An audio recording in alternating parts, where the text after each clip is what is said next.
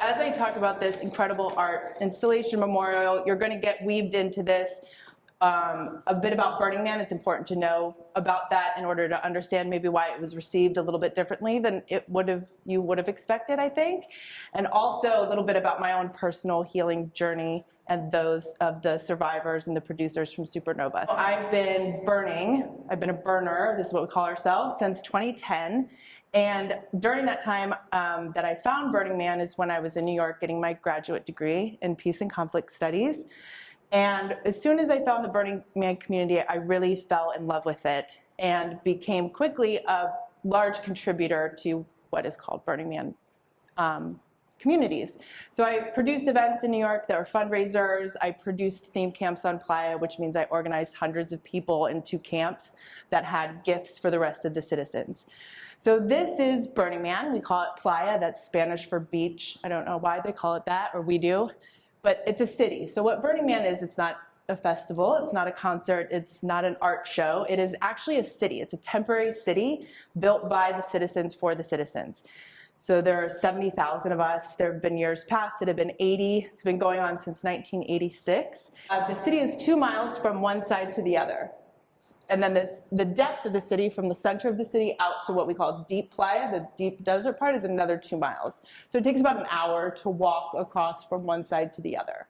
And in that is the 70,000 people who come together to gift each other, which I'll get into. So our art piece, I made that little icon, was out there in deep playa. It's called the 10 o'clock side. This is a picture from space of what Burning Man looks like at night. I forgot to mention that I'm a new Jew. I've been converting since January, so I started my conversion process in January of last year. So it's been definitely the most difficult time in my life. And me being a part of Burning Man, one of the things that was particularly hard, of the many things that were very hard, was that Burning Man, when October 7th happened, did not make a statement for 8 days. And when this did happen on October 7th, obviously it happened at Supernova. That was the future location a week later of the Burning Man of Israel. So we actually had burners over there that lead the Burning Man of Israel that were murdered that day. It happened at a festival not entirely unlike our own. So we were all pretty upset.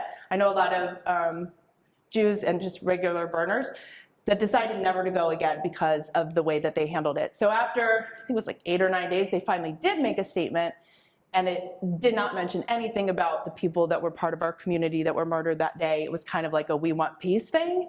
So, you know, the layers of the kind of suffering and trauma of this happened as you saw how people reacted to October 7th, and we as burners were hurt. So why Burning Man is special and why it was a special thing for me and still is because it's guided by these 10 principles. So if, you know, the default, we call every other world except for Burning Man, the default world is guided by consumerism and capitalism. Those are sort of the principles. Burning Man is guided by these things: participation, communal effort. All of those really make sense, I think, if you just read them. Decommodification is kind of like a what? So when you've heard that there's no money at Burning Man, that's true. The only thing you can buy there is ice. You used to be able to buy coffee. They don't have the coffee anymore. It's a controversy. You can only buy ice. So that's the only thing you can buy out there. And people are like, oh, so you barter. You know, like I give you a fan and you give me like a shoe. No, you gift. So one of the principles is gifting. That just means giving freely. So one of the things that you can give also is your time and effort. So for this art piece, people give art. So our gift to Playa is Nova Heaven, which is 35 of us. 30 of us were Supernova producers or survivors, and 5 of us were like crusty burners. We gifted the preparation for this piece, this art piece. So none of us are paid to do this. This is our gift, okay? The other gifts are like, I made this resin keychain that says we will dance again. People bring stickers. That's the gifting culture, and as you meet someone, you can have an interaction or not and hand them your gift. Sometimes you talk to someone for a while and then you say, hey, can I give you my gift? Some people, their gift is singing or dancing and they do a performance somewhere. So gifting comes in all forms, but these are the major things. So decommodification means no money. It also means no advertising. You won't see any advertising on Playa. There's no brands. And it's an important part, and it's what separates that community of 80,000 people in a temporary way from what you're used to in daily life. As we prepared for this and how this all started was a burner named Zev was at the Nova exhibition in New York City. Now the Nova exhibition is produced by Supernova producers. They've done an incredible job of creating an exhibition that is traveling. Currently it's in New York, currently it's in LA, it's going to Argentina next. They'll do one in Miami, so on and so forth. It's incredible. So Zev was there, and as any burner does, he goes to someone who's producing it and says, hey, can I get something for the temple? So the temple is our sacred space. This is a space that is built each year. It's totally different each year. The artist who builds it applies to be the person who builds the temple. They design their own temple and they pick one. So this is a space that's totally silent. People bring items to memorialize anything, like people who they've lost, of course, words that they want to let go of. You can write on it. You can go there. You can see all the items that are placed there. So he said, I'd like to take something from the exhibition to the temple and burn it. Now, this is in a Jewish tradition. There's some, controversy there if you want it to be, but that's what burners do. We burn shit. So he said, can I bring something to burn? And Omri Sassi, who produced the Nova exhibition and Supernova, said, oh, that's great. I really want to bring something to Burning Man. And he said, this year? And he said, yeah. And he's like, oh, it's May 15th. The applications are due May 20th. Like, Burning Man is sort of this insane bureaucracy. So if you want to do this, you got to get on it. So he reached out to some Israeli burner that he knows of, Israeli-American, Galit, and she posted in an Israeli burner Facebook group that my husband saw, and he said, wow, my traumatized wife, who has been a burner for producing theme camps out there, would absolutely love to help them with the application. That's what I do. One of the other things that's different from Burning Man and the default world is a lot of us have nicknames. We call them playa names. Mine is Ajenda, literally because I'm good at spreadsheets. So they found the perfect person. And then the other person that they found through this wide call is Boris Natasha, who is part of the Department of Public Works of Burning Man. So there is a Department of Public Works. They're still volunteer, but they build the roads in the city. So the Department of Public Works provides a grid to the city, the perimeter, the gate, and porta-johns. So he happens to be an Israeli-American who puts his gifting into the DPW. So we were the team, right? Galit did all of the work finding people, and then Sorel Batavia was the lead from Supernova, and then we just got on it. We were together on Zooms for a few days. We put in the application, 27 pages long. That was the art piece image that we came up with because we didn't know how to make a CAD file in 3 days that would get Sorel's mind on a piece of paper yet. So we have this, sad image of the amazing canopy from the aftermath and a sign that I knew would say, "We will dance again." And we had a lot of beautiful words because we knew what was in Sorel's head about the 405 angels. And we got that on, and we didn't know if we would get approved. So just a couple weeks before this, Burning Man was posting on all their social media, all of the art applications that were coming through, and one of them was a huge watermelon. When they posted it, there was a lot of fights, just like what you would think would happen, at a college campus protest online. So when we put the application through, we're like, we don't even know the way the Burning Man organization reacted October 7th, this watermelon, if they would even want to take this on. So we were nervous, and when we got accepted on May 31st, we were really grateful. And through that process, we kept going even before we got accepted and needed to reach out to find a fabricator. So this is a huge art piece. It's 140 feet wide, it's 33 feet tall, and we had 2.5 months to plan it. And that is insane. The temple, sometimes people take years to do that. I mean, we're no temple, but it was an undertaking for sure. So I put the feelers out to all the burners, and someone said, oh, David Short can do it. He'll love to do it. And I've known him for years. I didn't even know he was a fabricator, because in Burning Man, you don't actually ask, what do you do for a living? It's part of the decommodification, is you can know someone for 10 years and not have a clue what they do. And I found out that he has this amazing fabrication lab in Nashville. I also found out that he had 2 cousins who died on October 7th, or murdered on October 7th. So he was the perfect person at the perfect time, which is the theme of sort of why this all got pulled off, is because every time we needed something that exact person that fit that description or the exact thing just kind of popped into place. And Sorel just constantly said that the angels were with us. And that's what David reports, that when he was fabricating these, it was very hard, but also a healing kind of hard. And he never felt alone in his workshop. He was really struck by how many 405 is, souls and lives represented here in these angels. And that was a beautiful thing to witness. This is not as exciting or healing, but this is what Burning Man is. Honestly, it's Zooms and spreadsheets. That's all it is. We Zoomed up to 3 times a week sometimes, planning how all of this is going to go. So this was what we did for the next 2.5 months until August 15th when we got to Reno. And there was a lot of people that got involved at a lot of different levels. So you have to plan how you're going to get all of the different pieces of art there. That was the most important. That was what we cared about. We were like, if we don't have a place to sleep, who cares? As long as the art gets there, like as long as we get to build the art. So once we got that figured out, that the poles would get there and the fabric, which was hand carried in bags from Israel because they didn't want it to, the shipping did not work. I mean, we were committed. So once we figured that the art would be there, we're like, we need music. So we have a music team producing sound.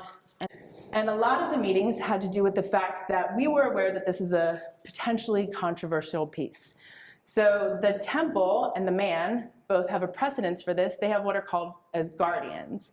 Now the guardians are at those big structures to make sure no one's climbing on them, no one's trying to burn them down too soon, because they both burn eventually, but at the right time, which this has happened before. Someone set fire to the man before it was supposed to be. So guardians are at those art installations for a purpose. Make sure no one gets hurt. If someone's dehydrated and falls out, they know how to call the rangers, yada, yada. So we had a plan for guardians.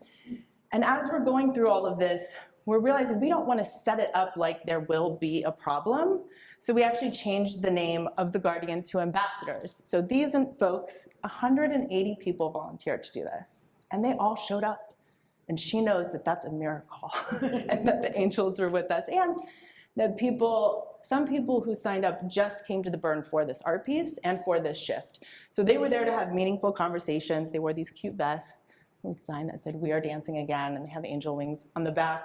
So in the conversations about the ambassadors, one of the things we talked about is, why are we here? Like, some of the ambassadors are worried. What do we do if someone confronts us?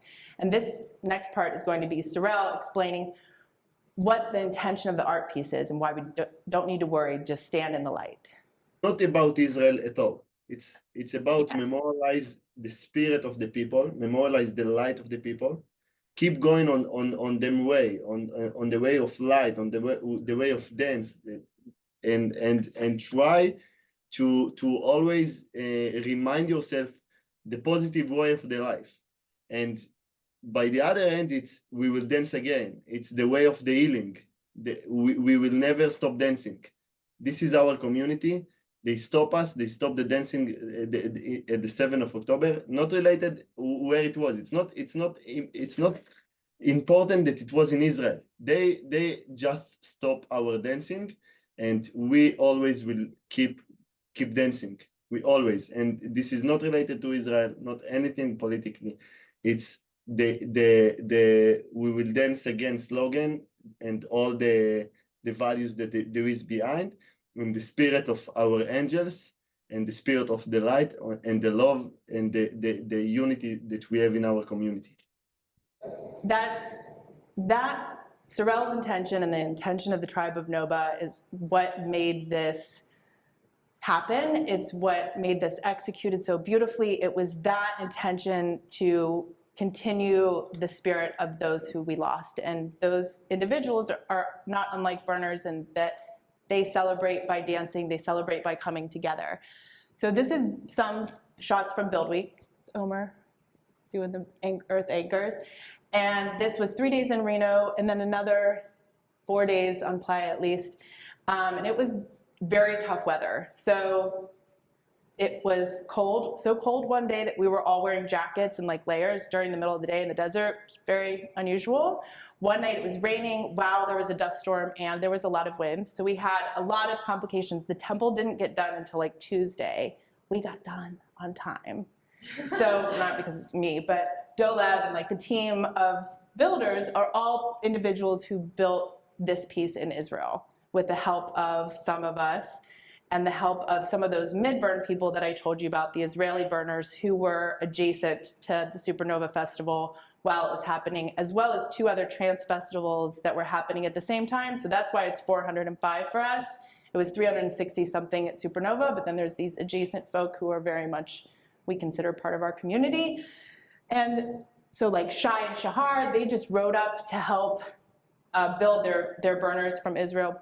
And they were the same 2 who had taken down the poles in Israel on October 8th. And they like just rode up to help us wherever we were at. And we were at the point of putting the poles up. So they kind of had like this full circle moment. And now we got to witness that happen hundreds of times, like just the right people, just the right time. This is Sorel looking through, finding his closest, dearest 40 friends among the angels. And he was, making sure that he had the lights on those and that he was the one screwing the lights in. And Galit and Jordy, who's another mid-burner, putting up the arch. So this was days and days of labor. And this is Dolev, who got the playa name The Shade. His professional job is to create canopies and shades for festivals, and he was the shade designer for Supernova. He left 2 hours before Hamas got there on October 7th, just coincidentally. He has 2 daughters, and he's incredible. And this was his first burn. So he did it right, better than anyone. He created this amazing memorial. And this is the night that I sat with him before we went out, and I would never go out and build something in a dust storm at night in the rain at Burning Man. I would just be like, let's wait. But this team was not waiting. We were not going to be late. And I told him, you don't have to do this. It's 33 feet high. This was the night we were putting up the shade. It can be late, it will be okay. But he wasn't going to stop. So we all went out there and we did it. If you do the next.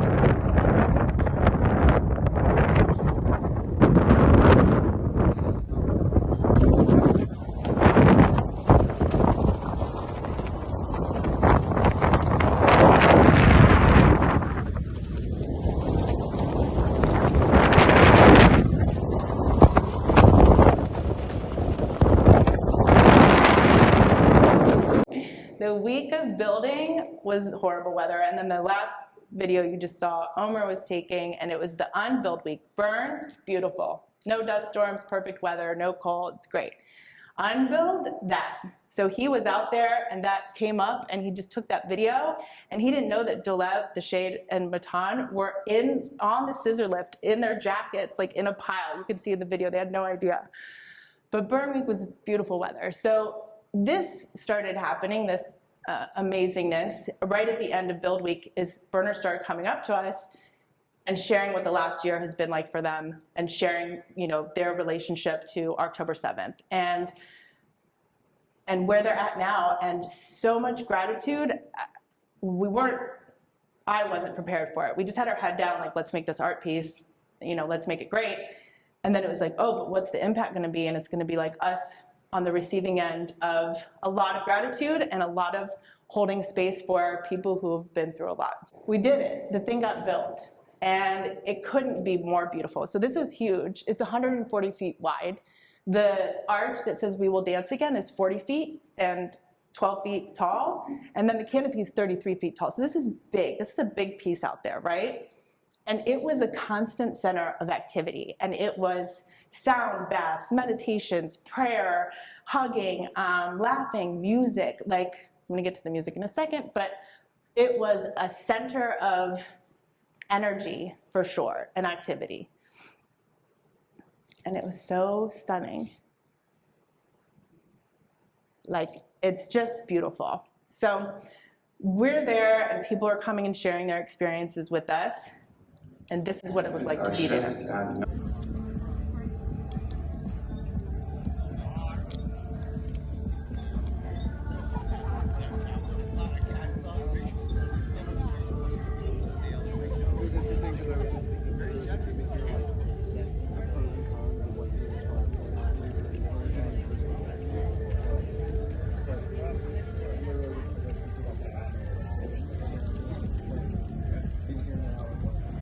So that just gives you a really good idea of what it kind of felt like just to be there at a normal time when nothing was happening. People were interacting with the piece. There were a lot of people who had no idea what it was you know, and you just ride around and look at art, and they're like, oh, what is this? And so the ambassadors were there to be able to share that with them. And I don't know how you think that this would be received, but we were prepared for anything, right? So of anything that did happen, I told you there's the Department of Public Works. Those individuals are kind of known as like the Mad Max crew of Burning Man. And they're able to drive their trucks because they're the Department of Public Works. So one of them drove by with a Palestinian flag during the day, like a time like this. Didn't beep, didn't yell. I'm like, okay, so we followed, they followed the protocol, wrote it down, shared with us. So that happened, and nothing else, which we have a lot of reasons that we can attribute that to. Our intention, Sorel's intention, as he mentioned, when you come with light, you are shining a light in darkness.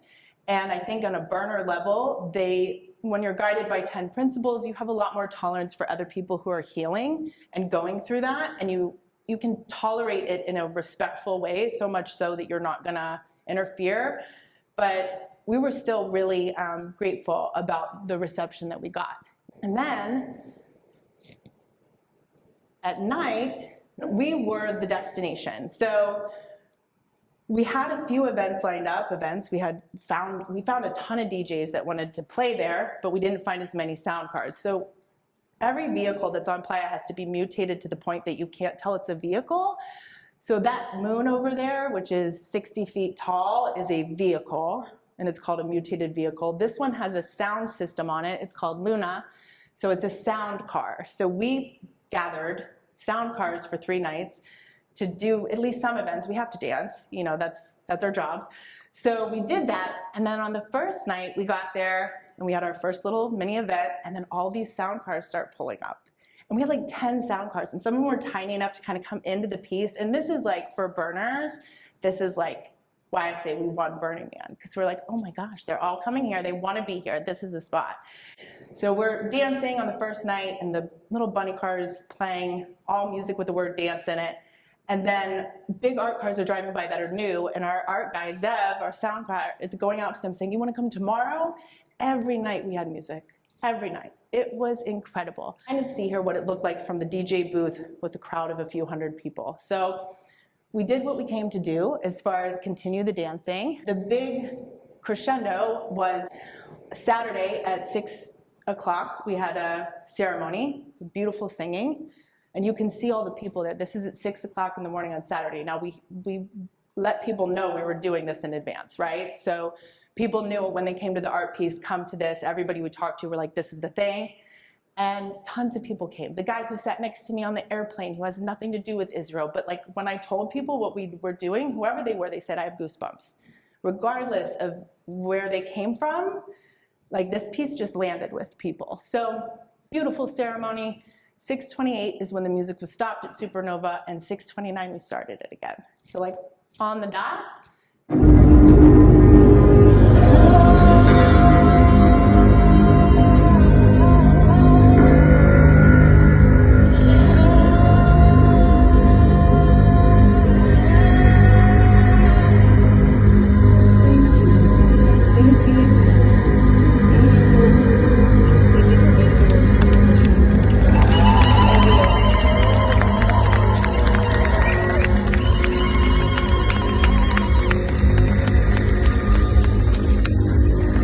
So then at 6:29, some genius brought this blue puff of smoke.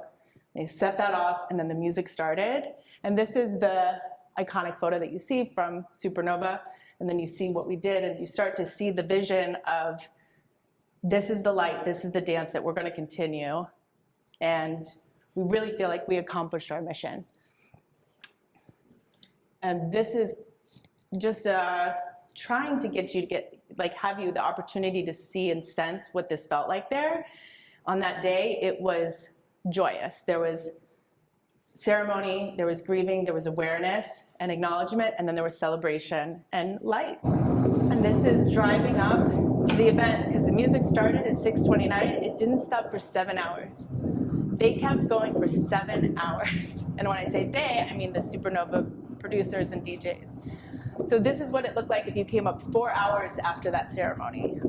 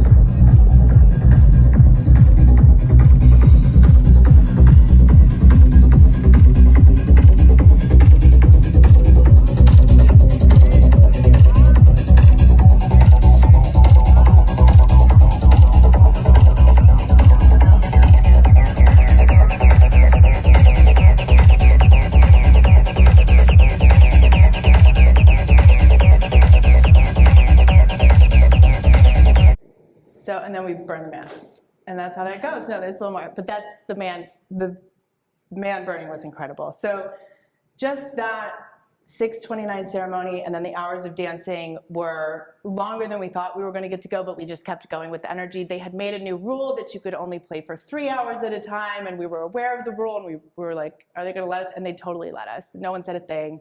We just kept going, and it was perfect. It was exactly what we aimed to do.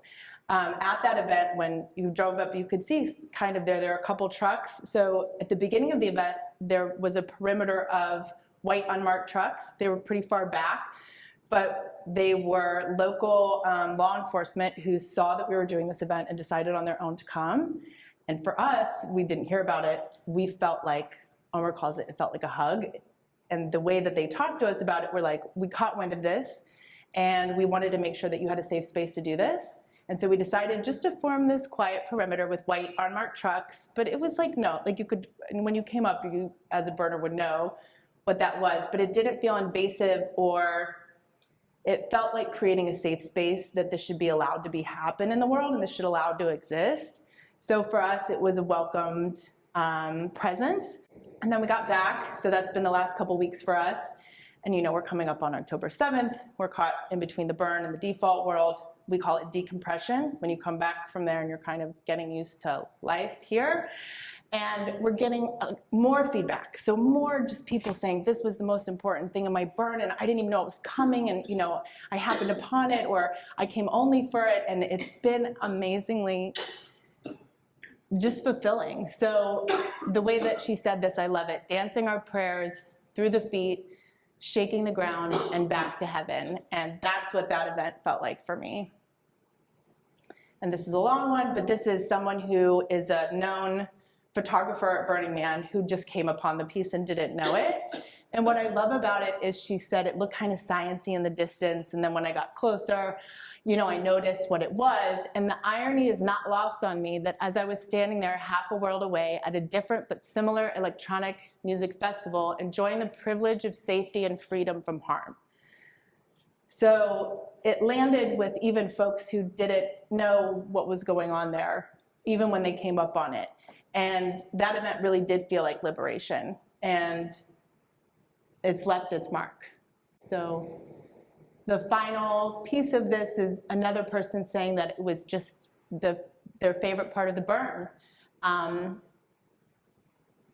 that they got to come together in creation, joy, and love. So as far as, you know, a project manager goes, this is exactly what you want to see happen, is that your intention is fulfilled, the stuff gets made, it gets taken down, and the spirit of what you intended came to light and came to fruition. So it's just a win for us and a win for the families, and the survivors have all given us amazing feedback as well, that they're very honored that we continued the light and continued the dancing, because that's what their children would have wanted. And Sorel is working now to make angels in Hebrew for the families with their names. And the art piece will continue. So we're not sure exactly what we're going to do with it next, but we want to do it throughout the year. And the takeaway that I got has to do with that, and it's like, be more like the tribe of Nova is what I learned for myself. I didn't know how to process the trauma of the last year. I've never dealt with anything like that. And what I learned from the tribe of Nova folks is it's bring light to yourself, to you, your family, to your community as much as you can, whenever you can. Be the light in the darkness, and especially in the darkness. So every meeting we had was joyous. And this is that, you know what I mean? Like, every time we're building this and we're doing this Stoliv, and we're going through the moments of grief. I mean, the hostages were murdered while we were there, and 5 of them were Nova participants, and 1 of them rode with Haleli and Sorel. They're into photos with him. So, and we're standing by witnessing that grief, and we're witnessing that suffering, and we're celebrating in the next moment. We're honoring, we're commemorating, we're memorializing, we're celebrating. And that's what I learned, is like that level of strength and light. And that's how I learned to heal.